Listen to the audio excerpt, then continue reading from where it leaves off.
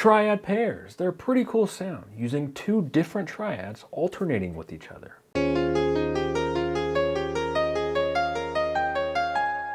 Right here, we just played a D flat major triad and an E flat major triad over an E flat 7 sus chord. As you could hear, it made a pretty effective sound.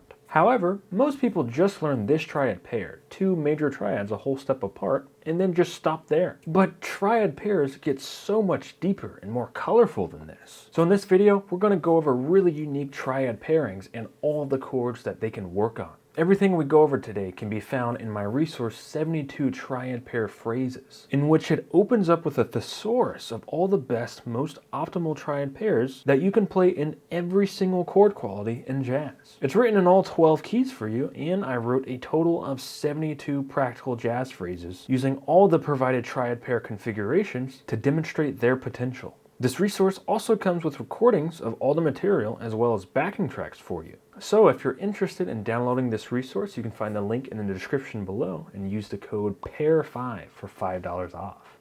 Alright, so let's listen to the first triad pair phrase of this video. That comes from page 25 of 72 triad pair phrases. Then we'll break it down.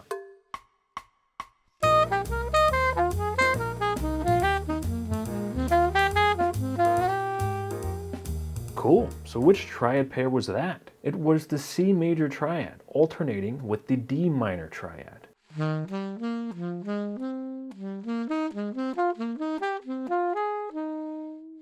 The resource shows you the chords that this pair will work best over, and with this particular configuration, this pair will sound amazing over a B flat major 7 sharp 11, a G7 sus, and a D minor 7. Looking at this phrase we just played through the lenses of a G7 sus chord, the first four notes are a C major triad cell, which gives us this chord's 11, 13, root, and 11 again. Then the next four notes is a D minor triad, giving you G7 sus's 9, 5, flat 7, and 9 again. Then we play a 4-note diatonic enclosure around the third of the C major triad here, and this enclosure is still all notes from this triad pair. After we target this third, we walk down the C major triad and insert a chromatic passing tone to the third of the D minor triad, aka the flat 7 of this chord. Then we'll embellish the sound of a D minor triad for this entire chord and end the phrase on the 13 of G7 sus. Let's hear all this one more time.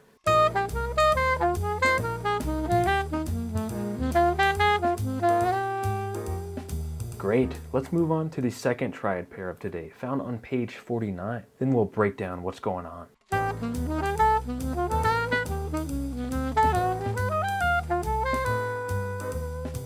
So what was that colorful sound? It was the triad pair of C augmented and D major. The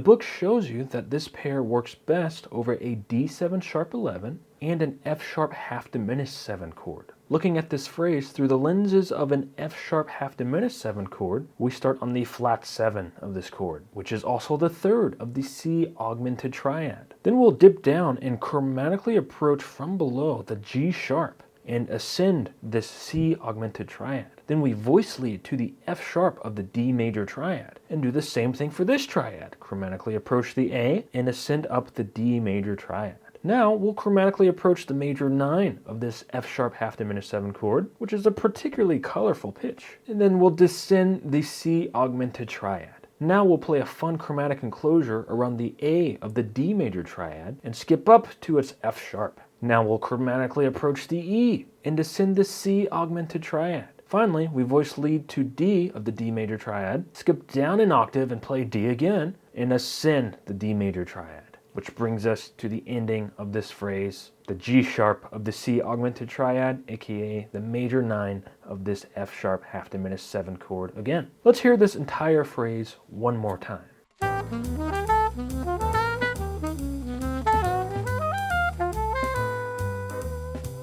Awesome. Let's go ahead and listen to the third triad pair of this video in action, found on page 73. Personally, this is my favorite sounding one right now.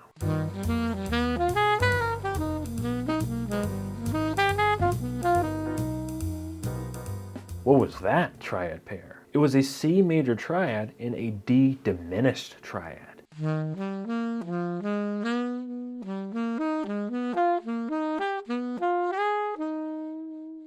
This sounds great over G7 flat 9 sus, E7 altered, and F minor major 7. Looking at this line as if it was played over an E7 alt, we start on this chord's flat 13, which is the root of the C triad.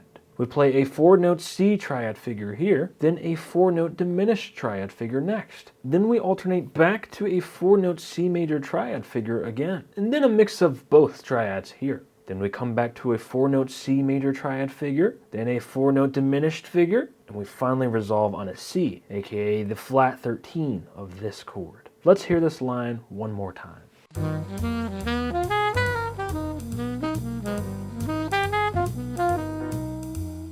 Amazing. Let's go ahead and take a listen to the 4th triad pair of today's video, found on page 145. This is the same triad pair I used in the intro of this video.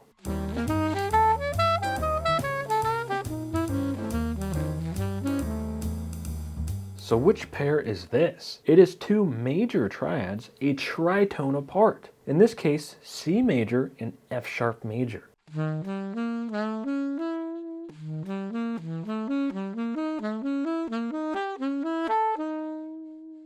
This pair is great over dominant diminished chords like C13 flat 9 and each of these same chords transposed a minor third away. It's also great over diminished 7 chords like G diminished 7 and all of the diminished 7 chords transposed a minor third away from here as well. If we look at this phrase through the lenses of a C13 flat 9, then we see we start on a flat 7, which is also the 3rd of the C major triad, and we'll ascend up this triad. Then we switch to the F sharp major triad and ascend that triad. Now we chromatically approach the C sharp of the F sharp major triad and descend it. This last F sharp here ends up being a chromatic approach as well to the G above it here. Then we go down the C major triad. When we arrive to the C here, again, this also functions as a chromatic approach note to the C sharp above it. And we descend yet again the F sharp major triad. And again, this final F sharp functions as a chromatic approach note to G,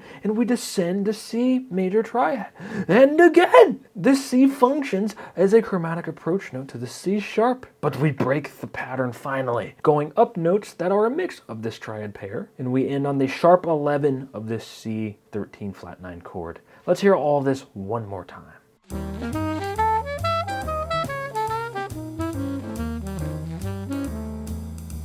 Fantastic. Let's finally take a listen to the final triad pair of today's video, found on page 133.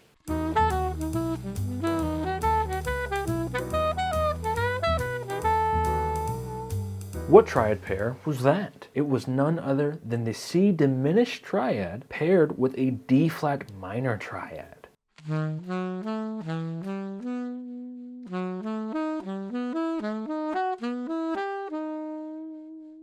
Notice how these roots are a half step apart. This pair sounds best over a D flat minor major 7 chord and a B flat half diminished 7 chord. If we look at this line through the lenses of a D flat minor major 7 chord, we start right on the major 7, C, and play a 4-note cell with a C diminished triad. Then we'll play a 4-note cell with a D flat minor triad. Then we alternate back to the C diminished triad with yet again a 4-note cell and continue this alternating triad pair pattern of 4-note cells all the way to the very end, landing on the 11 of this D flat minor major 7 chord. Let's hear all of this one more time.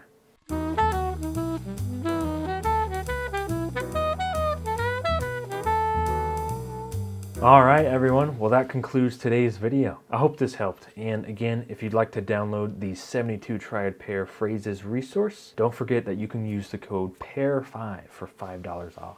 Thank you so much for watching, and as always, please consider leaving a like and subscribe below as it really helps this channel grow. Till next time everyone.